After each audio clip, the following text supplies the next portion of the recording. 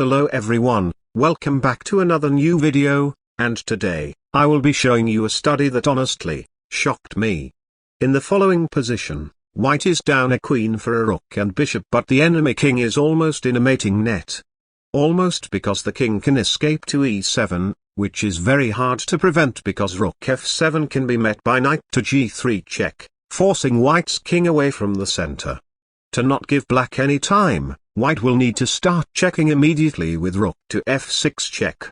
After the forced king to e7, there are a lot of different continuations available for white. One that looks genius is king to f5. If the knight is taken, rook to e6 forces checkmate, while knight to g3 check allows king to g6, when rook to e6 on the next move will lead to the same thing. The problem is very deep, but basically, black can activate the queen, and white cannot set up the mating net due to the checks that are coming. White can still capture black's knight, but in the resulting endgame, white cannot win because the material advantage isn't enough.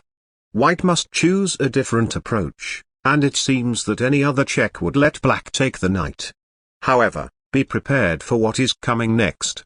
White can play the seemingly worse move rook to f7 check, forcing king takes knight because king to d6 allows rook to d7 mate, but what now?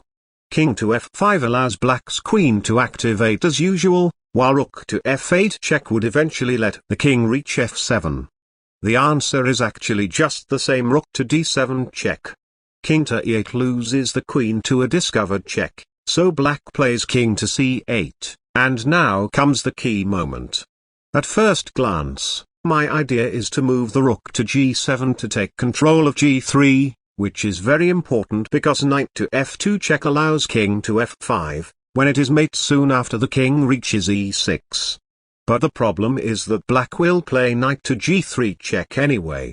After rook takes g3, black's king will successfully escape because white's rook is too far away. White must prevent this with rook to e7. And now black is unable to prevent white's rook from reaching the 8th rank. But doesn't knight to g3 check saves black from losing?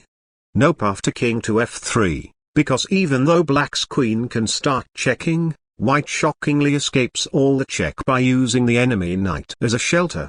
With the queen on the b file, it won't be skewered after king to b8, rook to e8 followed by a check on the a file. But after king to b6, rook to b8 check, the queen is still skewered, giving white a winning position with a rook up.